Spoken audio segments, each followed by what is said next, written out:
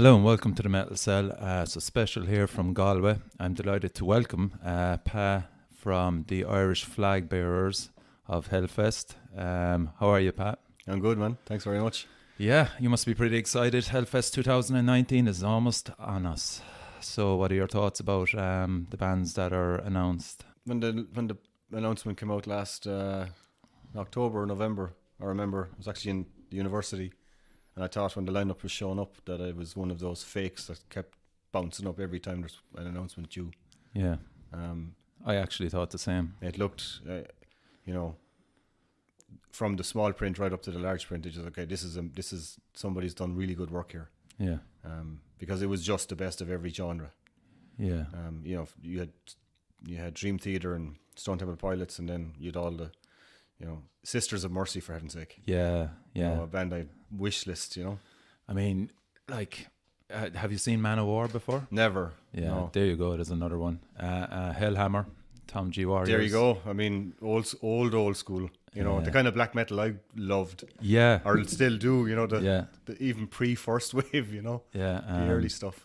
There's Possessed, Pestilence, Power Trip again. Power Trip, I've never seen them, and They're that's unbelievable. they're 4 p.m. on the Friday, and that seems to be our kind of that's our starting.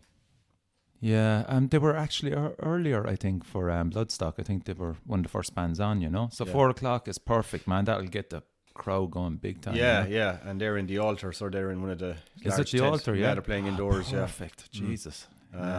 Cavaler Tack are on after them, Oh yes, you love them. so yeah. I love them. But that seems to be the And- kind of hopefully the good that'll kick off the weekend. And you've Candlemas.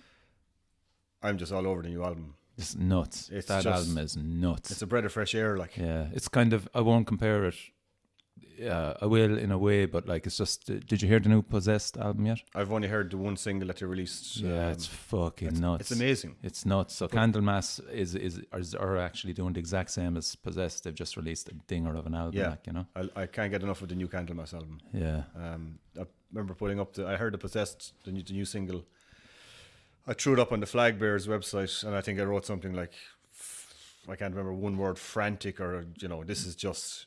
Yeah. This is what Slayer used to be like, Yeah, Jesus. Okay. It's fucking. It's just. It's relentless, Yeah. It never lets up. So And also, of course, Tool. there you go. you ever hear them? I lost a bet, and I'm glad if Joey Coyne ever hears this podcast. Yeah, Joey. I was happy to lose that bet. I think I deliberately made the bet against it happening, knowing that it's probably certainty. And then when they were announced, it was, Yeah. just kind of. I've seen them twice, and it's been indoors. I saw them in the Point, or whatever you call it now, the 69 Arena, or whatever the fuck it is. Mastodon supported them, but then I saw them in on the Lateralis tour in 2001 in. I can't remember the name of the venue in Dublin. It's just SFX or one of those? the huh? SFX. Okay. Yeah, small enough venue. Yeah. People say that outdoors they don't seem to work Yeah. because of their backstage, their lighting and everything. But we'll see. I mean, Hellfest production wise on main stage is so good. As long as it's not too windy. Yeah. Trying to get fucking near that stage, though, man, is a nightmare, though. Well, it we really is. Like, we found our little area now, which is the bank on the right, which seems to be over by the merch kind of. yeah. So you got a good view. Yeah. You avoid the crush, but yeah, you know what? There's plenty of times when in recent years where you can actually walk up to the front barrier. Yeah. I mean, it's busy, but Not for Tool, though, man. well, it's a Sunday night. Most of the Saturday night is always the busiest. Saturday's always the busiest day, and so many people from France, they seem to leave on the Sunday. Okay. There doesn't ever really seem to be a. Well, it is Tool. If it was Kiss- people will stay back. I think. Maybe they will. I mean, because it is Tool, but then again, because it's Tool, maybe there's lots of people who are kind of like, And also, you finally get to see Dead Angel. yeah, Sunday as well. Yeah, Yob are on at 2:30. So Is there a clash? Is there? with Dead Angel? No. No, I don't know. No. If you've never seen Dead Angel, man, you just fuck everything else. You have to see him. You Yeah, just of course. have to see him. Yeah. They're just one of the best live bands out there. I have a couple of clashes on the Sunday. Yeah.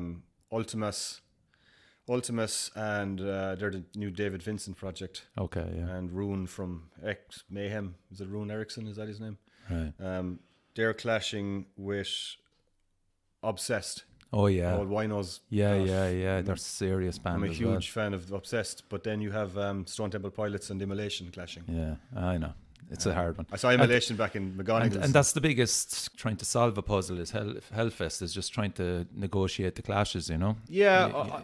You know, you need to kind of be cold and calculating sometimes and just go, look, I've never seen him. I'm going to go. You always say that before the festival turn, you know, you're always looking at... Now, in fairness, I think for the last 4 or 5 years, even though the lineups have been pretty good, there's rarely been a really, really bad clash. Like this year, on Sunday night, you've Tool, Deicide and Phil Anselmo. Yeah. Complete clash. Yeah. Now that's a bit of a ball, to be honest. But you've seen Phil. I've seen Phil how many times? Yeah, 6-7 times now. Yeah, fuck's sake, and man. Deicide, I mean, you have to give the man credit because he fucking loves playing Hellfest. Yeah. He loves playing Hellfest. So, but you know what happens? Yeah. It all depends on the moment you're there. Yeah, and how much drink and... Yeah, I'll give you the ultimate example. Last year we saw Deftones. They were on, I think, between 9 and 10. And Dead Cross were on, I think, at 10 to 11 in the Valley, which was Mike Patton, Dave Lombardo. Yeah. You know, and they're a new enough band. I checked them out, got the album. Brilliant. So I said, well, we got to go and see these guys. So we walked back away from the main stage towards the Valley. Yeah. And there's a new kind of layout now. They've got these huge, massive, almost like leg bones or something, and you can sit on them. All right. And we were like just having a beer, and I turned around and I could look through the tent in the Valley and I could see Mike Patton on the screen. And at that moment, I would have I'm actually happier here because I can kind of hear it, but there's kind of this whole clash and run. Yeah. When you're actually there, it's like, do you know what? I'm sitting in a field, and there's Mike Patton 15 feet from me. I'm just sipping in the beer, watching him from, you know. Yeah. The clash kind of seems to disappear. You're just enjoying everything so much. Yeah. You don't really. It doesn't bother you. Yeah. What about Alien Weaponry? Have a shit fucking time slot. 10:30 a.m. on the Sunday. Yeah, you're gonna have to forfeit that, man. Oh well, I have never been on site before midday. Yeah.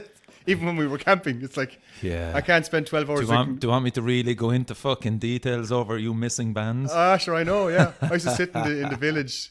You know, Pig Destroyer around half an hour, lads. Yeah, one more beer, etc. It's okay. So there's a bar called Nancy's, isn't it? Natalie's, yeah. And you go to Natalie's to meet all the Irish lads in there. Yeah. And us Cork lads, you know, would just arrive in, and of course all the rest of the boys are in there sculling pints, betting on horses and the whole lot, and it's the fucking best atmosphere you could imagine.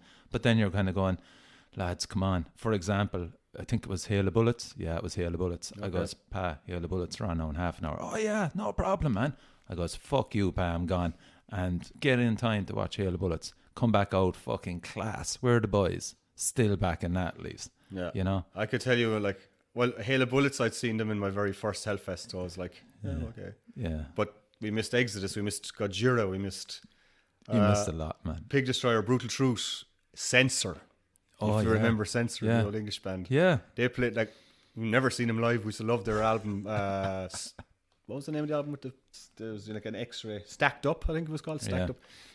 Missed them as well. But like, we'd arrive into Natalie's at like 11 or 12 in the morning. No, you have to put it into perspective as well. You were camping as well. Yeah. To be fair, like, so to get away from that whole festival kind of, drudgery and come 3 or 4 in the afternoon, you've got 4 or 5 pints in you. Natalie's coming out with 3 bottles of wine and more food, and you're settled right back in for the day. Yeah, and back in horses. And you're having the crack, because you're winning loads of money on the horses, And of course, then you have the queues to the jacks, like everybody washing themselves frantically in the sink. That's Natalie's gone now from the village. She moved on. She got a hotel up north, Normandy. But for the previous 2 years, she was allowing us to shower upstairs in her place. Oh, by God! Huh? Yeah. What about the hidden camera? Was it an Airbnb? Yeah. You were on Pornhub for a few years, Well done. But I mean, look, I camped there once and never again, and I'm not going to fucking go into details about how gross a situation I ended up with. Suffice to say, I was kind of looking at the girl ahead of me going into that Jack's, and I'm kind of going, if she fucking turns away, I know I won't go in there. Yeah. Yet she went in and stayed in there and came back out and just opened the door smilingly to me. So, of course, I went straight in, and it was just fucking horrific, man. Just, That's the joys of festival toilets. Yeah, she added a flag on top of this crest of. Use your imagination. No, anyway. thanks. But anyway, so that was Natalie's. So we were. Yeah, that was the one time I camped, and after that I fucking hoteled it the whole time and got We're to train hoteling it down. now, and it's a dream. Yeah, you took a long time to discover We did, that. but after 2017, it was 2016.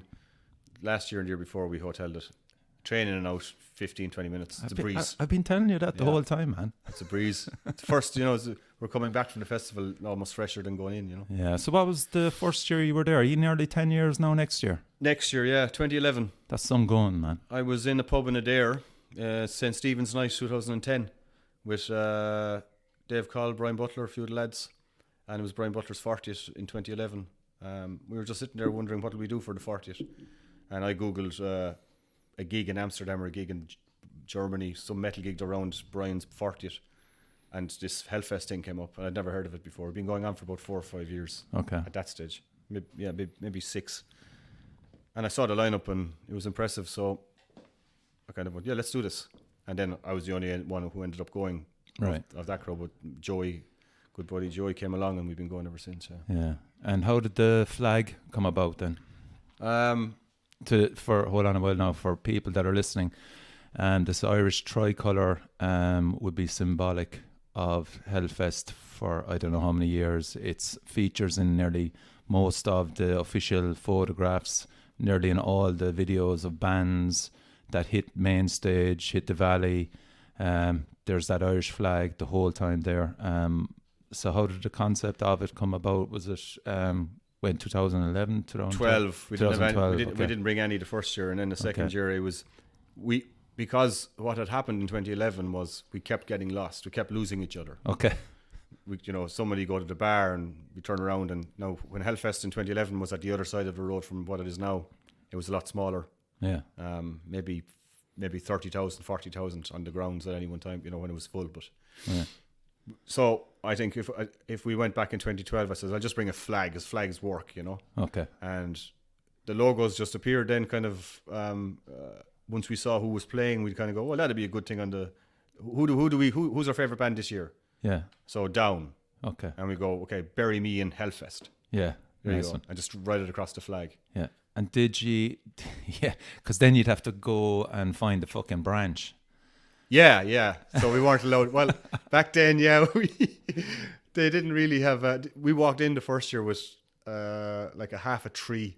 It was like a big, thick trunk of a tree, tied to the flag, tied to it. But the bouncers were security were like, "You guys, you can't come in with that thing." So we didn't realize that there was a forest, the Kingdom of Muscadet, in the ground. So we just took off the flag and walked in. Oh, that's how you figured it out. So we went straight down to the Kingdom of Muscadet with our cable ties. ties. We walked in and went, oh, look, there's a forest. And we went in and just people lying around underneath in the sun.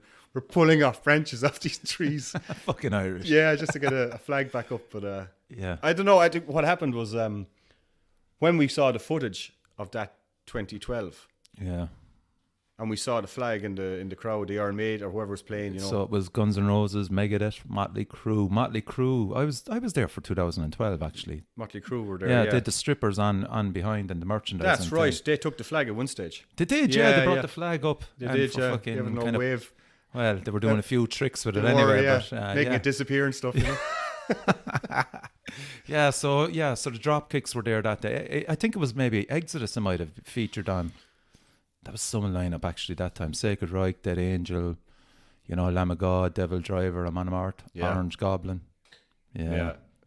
Savage. And that's what keeps me. That's what keeps. So you do it. Back, You do a double flag then, isn't it? One of them goes up to the band. You gave one to. We gave one to Phil. Exorder, didn't you? And you gave one to Phil. Yeah, Exorder got one. Phil got one. Phil got one for 2014 when they headlined the Valley. It was him and the Illegals. Yeah. Exorder got one. Slaughter in the Vatican was Slaughter in the altar. And there's a cool pic of the band with the flag. Yes. Yeah. Which is pretty cool. Yeah. I think we gave one to Clutch. Who else? I gave one to Alice in Chains last year. Did you? I was up at the very front on main stage, and I just threw the whole fucking flag and sticking everything up on the stage. Did they pick it up? The boys were gone off, and Jesus. this guy called Ronan Thenede, he's the one of the official photographers for Hellfest. Every year he keeps coming up to us Yeah. and taking a photo. Yeah. And he was up on the side stage and he saw me and he brought it back down. Oh, that was cool. Yeah. So, but this was Sunday night. Alice in Chains finished around 9 or 10. Yeah. And it was Lane Staley was on the flag. Oh, cool. So That's a nice one. Right? yeah, but it was okay. Yeah. And who do you get to? Is it Dave Call designs the flag, or is there a few? Have you spread out the workload? He's got the artistic ability to draw. You know. Yeah. I can't do any of that. Yeah. You know. You direct. I got the right arm to wave it around. You know.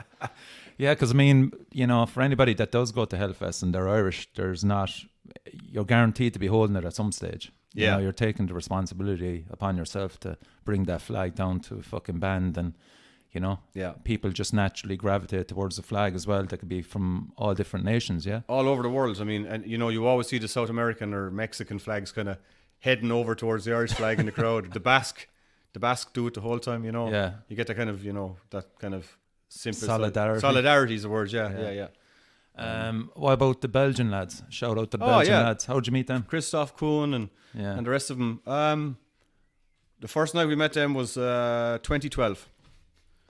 We were in Natalie's and the European Championships were on. Oh, cool. Ireland got hammered by Spain 4-0. Yeah. And there was a bunch of guys from Belgium sitting beside us over another table. Right. And we just kind of started throwing just a bit of banter back and forth, and we ended up just having a crack that night. Yeah. And then we met them the next day, and every year since we've been hanging out with them. You got a train down with them. I did, from Paris to Nantes 2 years ago and last year and again this year. Brilliant. They get that train down from Belgium down to Nantes. You want to tell the listeners about one of your trips with them that ended up that's a true story, unfortunately.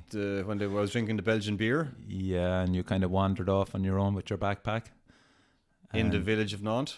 Yes, I think. I did. Yes, yeah. They found me sleeping up against a tree in the middle of a park. Yeah, standing. Standing. Yes, fast asleep. Fully kitted out with the flag. With the flag wrapped around me. Yeah, snoring. Yeah. From 2 a.m. That's right, because you're getting a bus at 1 a.m. the night before to get the 6 a.m. flight or 7 a.m. flight to Paris. Yeah.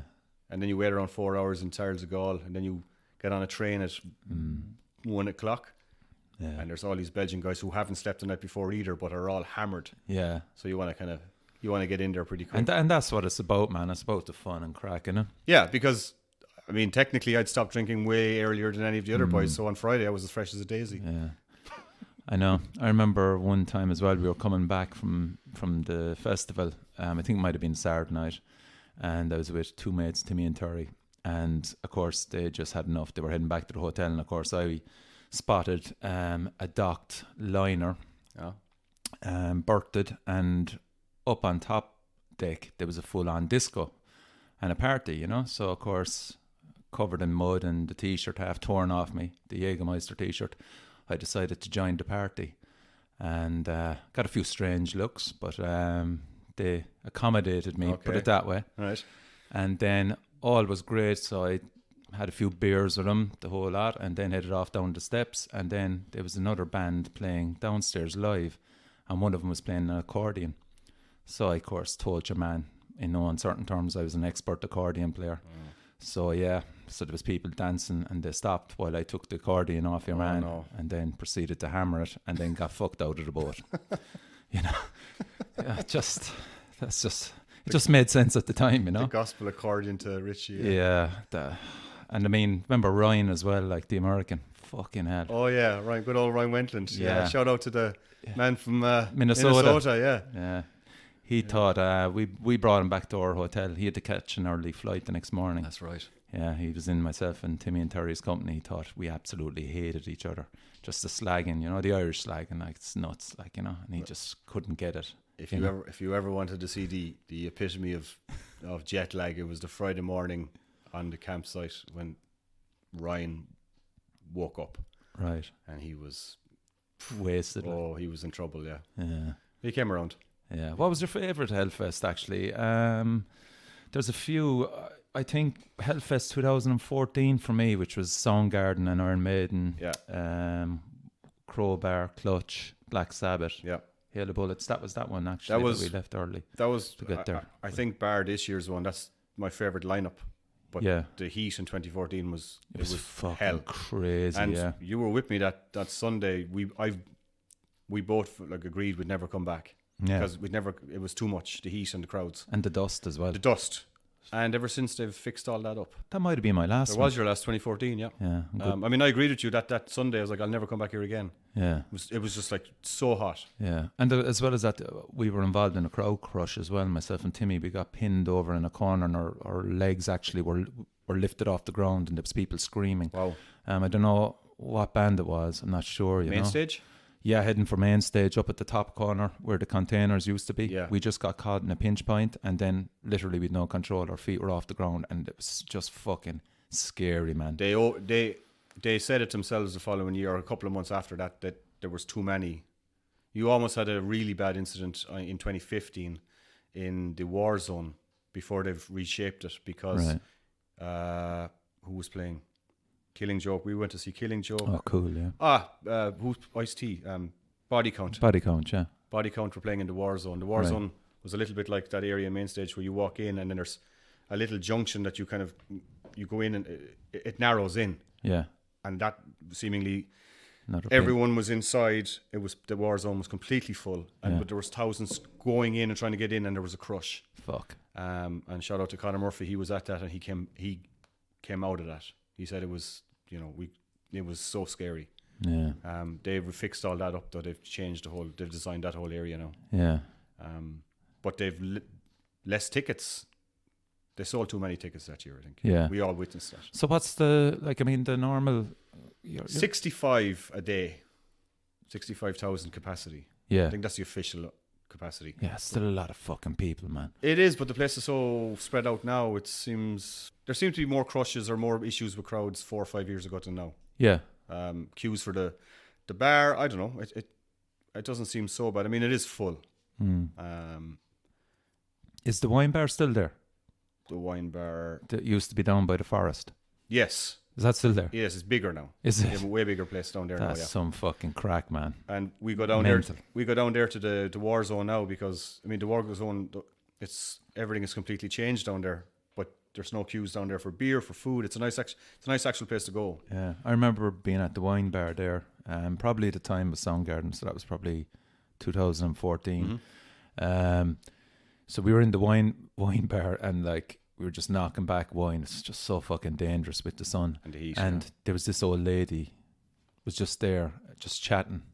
And I went up to her and I went, "Hi, how are you?" And she was there. She was French, and she had a small bit of English, And she was just chatting away. And next minute, fucking guys started jumping from the bar, the counter of the bar, crowd surfing along, Yeah. The next minute it just took off, like, Oh. and just mayhem. It's the heat. It's fucking crazy, like. Well, they even have these kind of little sheds that just spray down cold water now. Really? You go in and sit down inside them. Ah, Jesus. Yeah. It sounds totally different. It is totally different. The whole war zone area is completely refurbished. Yeah. Rejigged, Yeah. It's actually the coolest place on the site now. Yeah. They have a great little bank down towards the main stage in war zone, and there's no bad place there, And of course, the whole village where you buy all the albums and T-shirts and all that's all tarmac now, is It it? is all tarmac, Extreme Market and Extreme Hell City. They call it. They have that whole front facade, like from a plaza, like a cowboy movie or some old building a village or building a cowboy town. They've got all the Gibson guitars and Doc Martens and. Are they all Gibson guitars now for sale in there, or they're and there you can go in and play, and they've got all sorts of there's a small stage there now, right, in the middle of the tarmac, and local bands or competition stuff. Yeah, they all play there when you're walking in. Yeah, seems like they've it nailed down to a fine art now. Yeah, they have. They've as I said, they keep listening to the people's requests or people's gripes. Yeah, see if they can fix them. Yeah.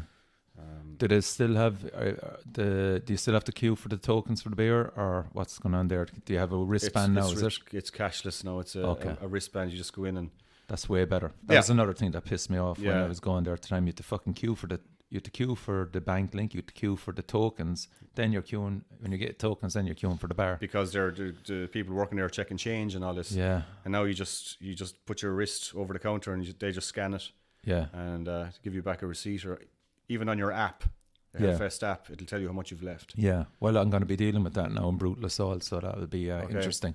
There's they came up with a concept 2 years ago where if your account goes below 15 euros, right, and you can opt in or out for this. Right. That before you go to the festival, if your account goes below 15, it'll automatically up by 20 to 35, and it'll keep doing that if you want. Okay. So if you have, It's money. it is money, yeah, but you know, it kind of suits me that, you know, once you keep an eye on that. Yeah. I know you're drinking and stuff, Yeah. but I mean, you know, it's handier than having to go in and look for a jug of cider for 17 euros and you don't have it. No. Yeah. You'll have it automatically if you opt in for the 35. Yeah. So kind of in relation to the Irish gang that go every year, are the numbers increasing or decreasing, or is it around the same? I'd say without the Cork boys, it's probably a little bit less. But yeah, there seems to be it seems to be the same. Obviously, a lot, you know, there's families involved and what have you. You know, in general, normal life stuff. Some people can't go every year. Yeah. But it seems to be there's the a same core group crowd. of it. Yeah. There is. What happened last year? We hooked up with all the boys from Sligo. Ah, yes. So, there was two camps joined. Yeah, big that's shout cool. out to all the guys from Sligo, Killian, Dave, and the rest of them, Benny, and they're just the soundest guys, you know. But there's about 25 or 30 of them. Jesus Christ, that's a serious huge crowd, yeah. And how long have they been going? They've been going a few years too, yeah. About 10 of them have been going for years. Yeah. But then they kind of started going, you know, back in Sligo. So I'll go next year, and people have started to go every year. Okay. And we all hooked up with them last year. We're all staying in the same hotels across from the train station in Nantes. Yeah. And there's literally 25 of them. Okay. And there was about 15, 20 of us last year. Yeah. So there's a serious amount. About 40 of us. Probably looking at about 30, 35 this year. Yeah. So if the flag's up in the air, you're walking around the site, all there the boys. They'll find you, Yeah. Yeah, cool. And what about flights and stuff? Have they increased, or are they still around the same? Like, what's your total spend? Ticket, flight, and hotel. What are you? Ticket 200. Flights. I got return flights before Christmas for 89 euros. And that's into Nantes. That's into Paris and home from Nantes. Okay, right. Both with Aer Lingus. Yeah. And then accommodation 120 for 4 nights. Right. I'll be sharing with 3 others. Yeah. 3 others. Yeah. Mern, Anthony, and Dearmont. About 100 quid, 120 quid each. Yeah. 2, 3, 400 quid. Yeah. And then bring your spending money, you know. Yes, that's fucking grand. It's for nothing. But I mean, you know, because the tickets are on sale in October, you know, it's not it like just sells out really fast, doesn't it? Well, this year, look what happened. An hour. Yeah. What the hell? Yeah. A shout out to Yanta as well, actually. Hi, Yanta. Yeah. Yeah, another... thank you, Yanta. She got some 1 or 2 people tickets. Yeah, she did, yeah. Yeah, and Warren Sadler got me a ticket. Okay, cool. Yeah, because I was online trying to get them and they were gone, and she got me one with the bus link to it. It was an extra 60 or 70 quid. Yeah, it's great that these people step up to the mark and get tickets there for other people as well. Well, it's worrying as well, though, because what's going to happen now next year? You Why? know, if it's selling out now in an hour, like... Okay, yeah. You know, 180,000 tickets or whatever it is. Yeah, it's fucking or insane. No, it's not. It's about 60,000, 70,000. Yeah. But it's, I don't know. Yeah. As long as it's not all going to the black market. There seemed to be uproar last year that they all went straight onto... what's the equivalent of Ticketmaster? Is it one of those? Soundwave or Seatwave. Seatwave. Is it French kind of like version that? of French version of Seatwave, yeah. That's and they, like, now, you know, usual half an hour after 70,000 tickets are gone, they're up for 300-400 euros for one. You're going, you know, there was a lot of trouble over this seemingly. But so you're going to do anything special for the 10th anniversary? Next year? Yeah. Maybe go to Brutal Assault. So there you have it, lads. Pa from the Irish Flagbearers of Hellfest. Great having you, man. Thanks very much. Listen, enjoy the concert, enjoy the festival. Cheers. It's great to see the Irish flag flying for every single band. As you were saying earlier with the boys from the Slug, you know, like when you're walking around a foreign festival with an Irish local band, you know, it's great to promote it. I mean, we're not nationalists, we're none of that nonsense. No, it's not. You know, man, but it's just, hi guys, we're celebrating metal with the rest of the world here. Yes, I'm out from Ireland. Yeah. I leave you with that. Thanks, Pat. Gent, thank you. Cheers.